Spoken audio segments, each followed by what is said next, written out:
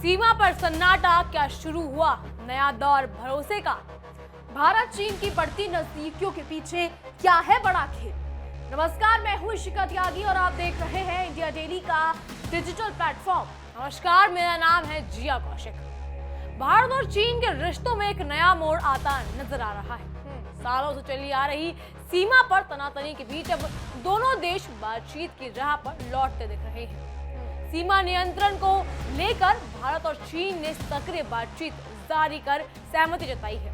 ये वही दो देश हैं जिनके बीच में गलवान घाटी की झड़प के बाद से रिश्तों में ठंडापन आ गया था, लेकिन अब संकेत मिल रहे हैं कि दोनों देश धीरे धीरे सामान्य स्थिति की ओर बढ़ रहे हैं। ये बदलाव न सिर्फ सीमाओं पर शांति के दिशा में एक अहम कदम है, बल्कि एशियाई भू राजनीति में भी इसका बड़ा असर देखने को मिल सकता है।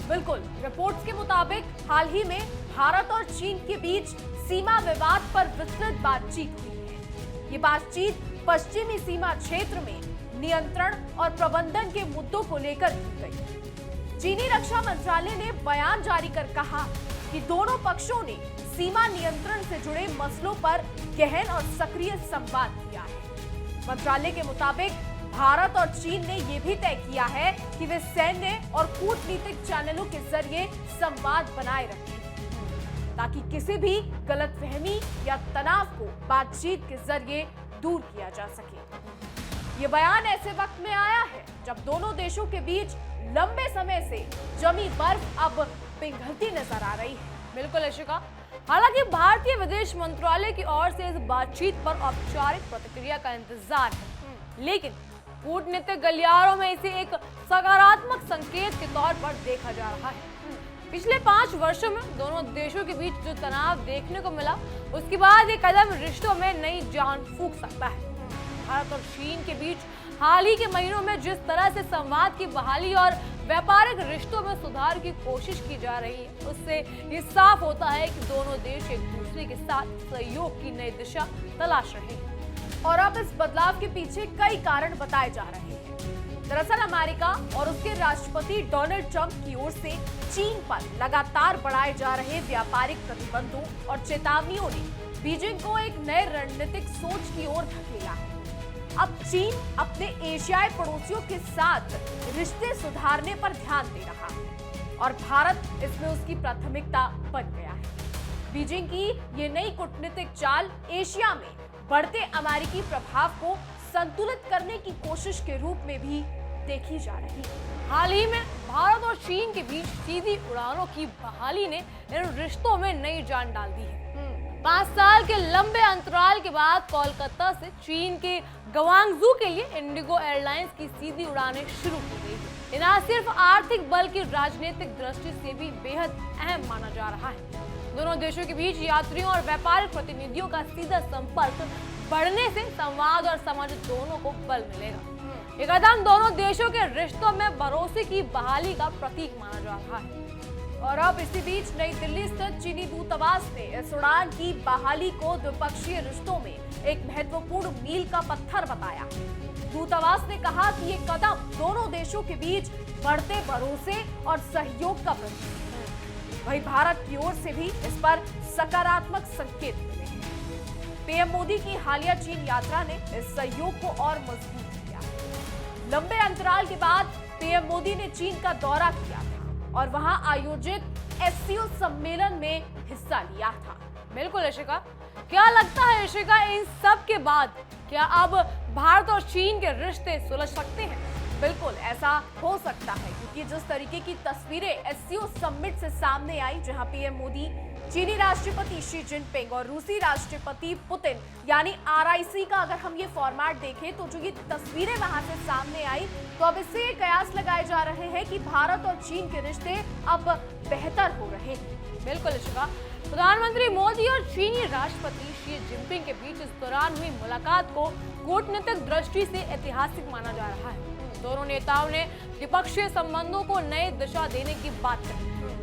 बैठक में शी जिनपिंग ने कहा कि भारत और चीन को ड्रैगन और एलिफेंट की तरह साथ चलना चाहिए। ये बयान केवल एक रूपक नहीं था, बल्कि ये उस नई सोच का संकेत था जिसमें प्रतिस्पर्धा की जगह सहयोग को प्राथमिकता दी जाती है। मोदी और शी जिनपिंग दोनों ने ये स्पष्ट किया है कि भारत और चीन प्रतिद्वंदी नहीं बल्कि विकास के साझेदार हैं। और अब इस बयान का महत्व इसलिए भी बढ़ जाता है जिया, क्योंकि बीते कुछ वर्षों में दोनों देशों के रिश्तों में काफी तनाव देखा गया था। गलवान घाटी की झड़प के बाद से न सिर्फ सैन्य बल्कि कूटनीतिक स्तर पर भी संवाद लगभग ठप पड़ गया था। लेकिन अब ये बदलता हुआ नजरिया सामने आ रहा है। हाल की बैठकों और संवादों ने दिखाया है कि दोनों पक्ष अब मतभेदों को बातचीत के जरिए सुलझाने के लिए तैयार हैं। इससे क्षेत्र में स्थिरता और शांति का माहौल बन सकता है। चीनी रक्षा मंत्रालय का बयान इस दिशा में एक ठोस संकेत है शिखा कि बीजिंग अब सीमा विवाद को लेकर पहले से कहीं अधिक गंभीर है। भारत के साथ बातचीत जारी रखना और सैन्य स्तर पर संवाद को बढ़ाना चीन की नई रणनीति का हिस्सा हो सकता है। ये रणनीति उसे वैश्विक मंच पर एक जिम्मेदार राष्ट्र की छवि देने में मदद करेगी। वहीं भारत के लिए भी ये मौका है कि वो अपनी सीमाओं पर स्थिरता बनाए रखते हुए आर्थिक और व्यापारिक साझेदारी को मजबूत करेगी। बिल्कुल, आपको ये भी बता दें कि भारत की विदेश नीति में ये बदलाव स्पष्ट रूप से देखा जा सकता है कि जब देश किसी भी मुद्दे पर संवाद से पीछे नहीं हट रहा। पीएम मोदी की कूटनीति का ये पहलू लंबे समय से नेबरहुड फर्स्ट की नीति के अनुरूप है। चीन के साथ बातचीत की बहाली भारत उस व्यापक नीति का हिस्सा है जिसमें वह क्षेत्रीय शांति और आर्थिक विकास दोनों को समान महत्व देता है। आपको ये भी बता दें कि इस पहल से भारत चीन के रिश्तों में नया अध्याय शुरू हो सकता है। बिल्कुल, और ये वाकई कमाल की बात होगी। रिश्तों में सुधार का एक बड़ा संकेत ये भी है कि दोनों देशों ने सैन्य स्तर पर नियमित संवाद बहाली करने पर सहमति जताई है। ये निर्णय ऐसे समय में आया जब वैश्विक स्तर पर कई तनावपूर्ण परिस्थितियां पैदा हो रही हैं। भारत और चीन दोनों अब ये समझ रहे हैं कि स्थिरता की विकास का रास्ता है। दोनों देशों के आर्थिक संबंध पहले से ही मजबूत है और अब राजनीतिक और कूटनीतिक बातचीत भी खुलने लगी है, तो भविष्य में सहयोग के और अवसर बन सकते हैं। बिल्कुल, विदेश मंत्रालय के प्रवक्ता रणधीर जायसवाल ने आपको बता दें मीडिया ब्रीफिंग में कहा था कि भारत और चीन के बीच संवाद की प्रक्रिया अब फिर से सामान्य हो रही है। उन्होंने कहा था कि व्यापारिक और कूटनीतिक गतिविधियों के बढ़ते संकेतों में से जायसवाल ने यह भी बताया कि इंडिगो की सीधी उड़ानें इस नए दौर की शुरुआत है, जो दोनों देशों के बीच संबंधों के सामान्यकरण की दिशा में एक सकारात्मक कदम है। हालांकि ये कहना जल्दबाजी है शिखा कि दोनों देशों के बीच सभी मतभेद खत्म हो चुके हैं, लेकिन इन घटनाओं में ये संकेत जरूर मिलता है कि भारत और चीन अब स्थायी समाधान की तलाश में है। गलवान की चोटें शायद अभी भी ताजा हैं, लेकिन बातचीत का सिलसिला दिखता है कि दोनों देश आगे बढ़ना चाहते हैं। एशिया के दो सबसे बड़े देश अगर साथ आते हैं तो ये पूरे क्षेत्र की राजनीति और अर्थव्यवस्था को नया रूप दे सकता है। बिल्कुल जी हाँ, भारत और चीन के बीच ये संवाद वैश्विक राजनीति के लिए भी एक बड़ा संदेश है। ये लिखाता है कि प्रतिस्पर्धा के इस दौर में भी संवाद और कूटनीति के जरिए मतभेदों को सुलझाया जा सकता है। अगर ये सिलसिला आगे बढ़ता है तो ये न सिर्फ दोनों देशों के लिए बल्कि पूरे एशिया के लिए स्थिरता और शांति का संकेत होगा। आने वाले समय में ये देखना दिलचस्प होगा कि बातचीत कितनी दूर तक जाती है और क्या वाकई ये रिश्ते नई ऊंचाइयों को छू पाते हैं।